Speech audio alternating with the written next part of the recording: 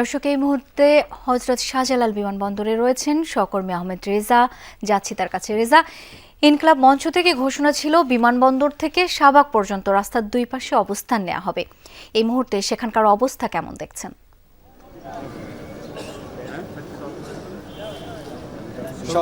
এখানকার অবস্থা আসলে একটা বড় ধরনের নিরাপত্তা বলয়, কয়েক স্তরের নিরাপত্তা বলয় এখানে আসলে তৈরি করা হয়েছে। যেখানে আসলে বলছিলাম, আমি এর আগেও জানাচ্ছিলাম, যেখানে বাংলাদেশ সেনাবাহিনীর সদস্যরা, র্যাব, পুলিশ, এপিবিএন এবং বাংলাদেশ বিমান বাহিনীর সদস্যরা কিন্তু রয়েছেন। ফলে পুরো জায়গাটিতে আসলে আলাদা একটা নিরাপত্তা বলয়, নিরাপত্তা বেষ্টনী তৈরি করা হয়েছে। আমরা যেটি শুনছিলাম যে এই ঠিক বিমানবন্দর থেকে হাদির ভক্ত সমর্থকরা বা তার অনুসারীরা তারা হয়তো একটি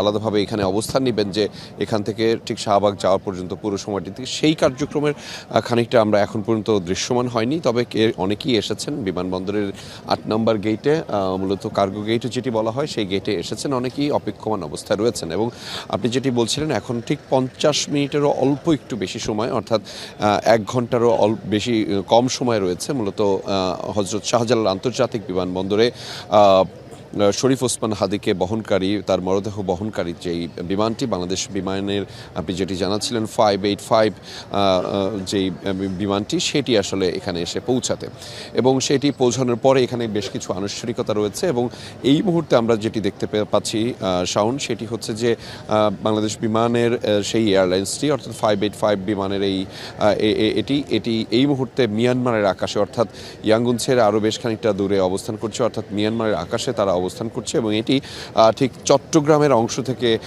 বাংলাদেশের আকাশ সীমায় প্রবেশ করবে এবং তারপর পরই এখানে এসে পৌঁছাবে। ফলে সেটি আসতে এখনও নির্ধারিত সময় রয়েছে 6:05, অর্থাৎ ৫০ মিনিটের মতো সময় রয়েছে এখন পর্যন্ত। এবং এর পরপরই কিন্তু এখানে এসে মরদেহ তাকে বহনকারী যে বিমানটি, সেটি এসে পৌঁছাবে এবং সেটি পৌঁছানোর পরে এখানে বেশ কিছু আনুষ্ঠানিকতা রয়েছে। ইতিমধ্যে আমরা জানতে পেরেছি বাংলাদেশ সেনাবাহিনী থেকে শুরু করে সরকারের বেশ কয়েকজন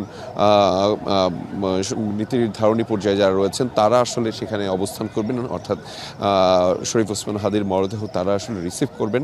এবং যদি তার পরিবারের এখানে কেউ আসেন, অন্যান্য কেউ আসেন, তাদেরকে রিসিভ করবার জন্য একটি আলাদা ধরনের আনুষ্ঠানিকতাও কিন্তু ইতিমধ্যে নেওয়া হয়েছে। ফলে অপেক্ষা করতে হবে আর অল্প কিছুক্ষণ বাদে, অর্থাৎ ঘণ্টাখানেকেরও কম সময়ের পরে হয়তো শরীফ ওসমান হাদিকে বহনকারী যে বাংলাদেশ বিমানের এয়ারলাইন্সটি, সেটি এসে পৌঁছবে। তৎক্ষণাৎ আমরা নিশ্চয়ই আপনাদেরকে সবশেষ হালনাগাদ তথ্যগুলো জানিয়ে দিতে পারবো। নিশ্চয়ই রেজা, অনেক ধন্যবাদ আপনাকে।